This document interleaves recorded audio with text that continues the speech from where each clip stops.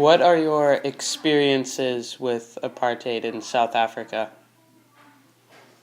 Have you had When any? we had apartheid all Yes. those years ago, um, it was a very different country to what it is today. It was very much safer, but it was also something that you knew that was not fair, not right. So you would find a lot of people. People were very good to the black people, the everyday people. The government had tough rules, which a lot of us didn't agree with, so it made it very difficult. So you felt very sorry for a lot of them if they were workers and on your property. And you'd have sometimes the police coming around to make sure that everybody had their passes, which would be like a pass to enable you to be working in this particular area. And what would happen in the neighborhood, you'd find a lot of people, the residents, would hide them in back rooms so they wouldn't be picked up. Otherwise, they could be picked up, put into jail, and sent back to where they should be. But needless to say, they would be back in the city in another week or two. Oh, okay. Have you had any bad experiences with it? Of apartheid? Bad? Yeah. Have you? No, because I would say it was a relatively safe country to live in while there was apartheid. It was a lot safer, I have to be honest. And everything was very clean, and I know it sounds awful to talk like that, but yes, it was very orderly. All the work was done, the roads were all fixed, no holes, and the gardens on the sides of the roads were perfect. Everything was clean, spotlessly clean. But when apartheid went, it was a different culture takeover, so all that would go.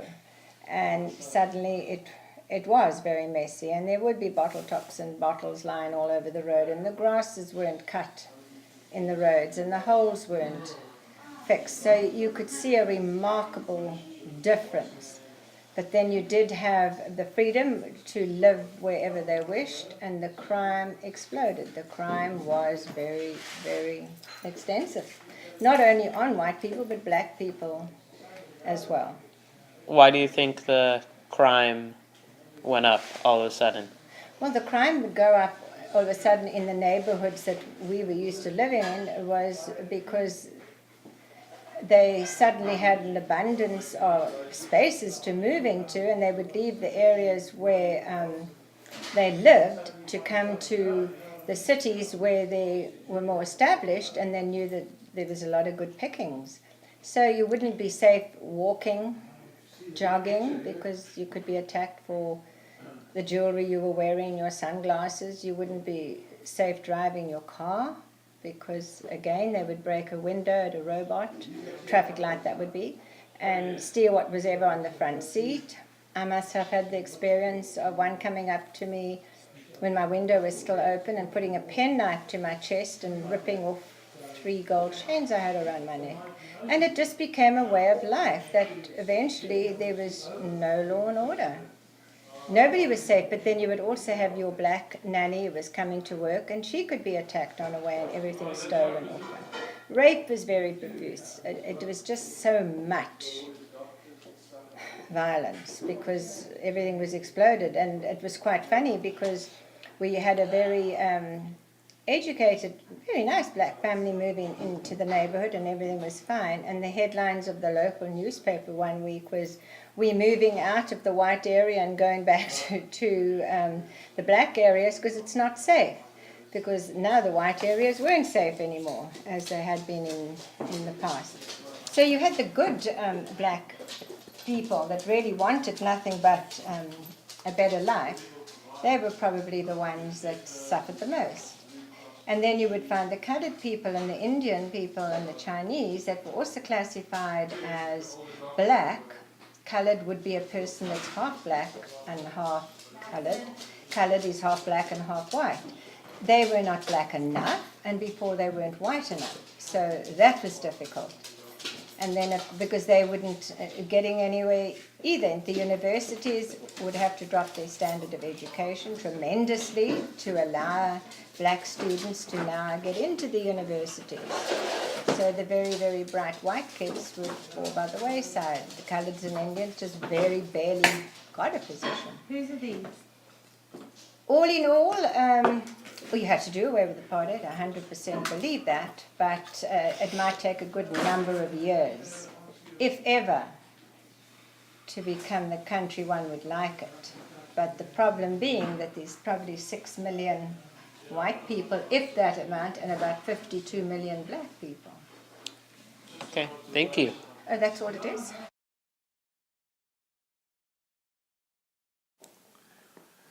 There has been a dominance in whites over non-whites since 1651 when the Dutch settlers arrived in South Africa. Black injustice in South Africa has been around since the Dutch came and did not stop until Nelson Mandela took office just over 300 years later. In 1908, there was a constitutional convention that stated that blacks could vote but not hold office. Some people in the government objected and felt that South Africa would be more stable if blacks were treated better, but they were ignored. Then, in 1912, the African National Congress is established and aims to organize black Africans in the civil rights movement. A year later, the Native Land Act legally gave 7.3% of all South Africa's land to the African tribes, who actually made up 80% of the South African population.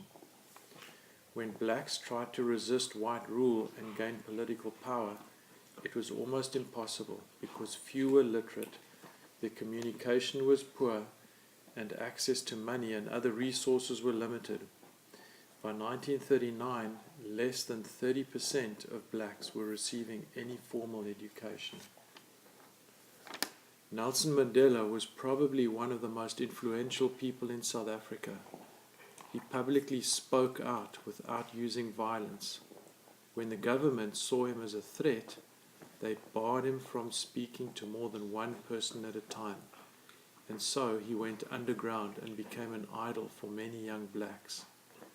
As soon as he came out of hiding, the government arrested him and sentenced him to life imprisonment, but was let out after 27 years because of protests.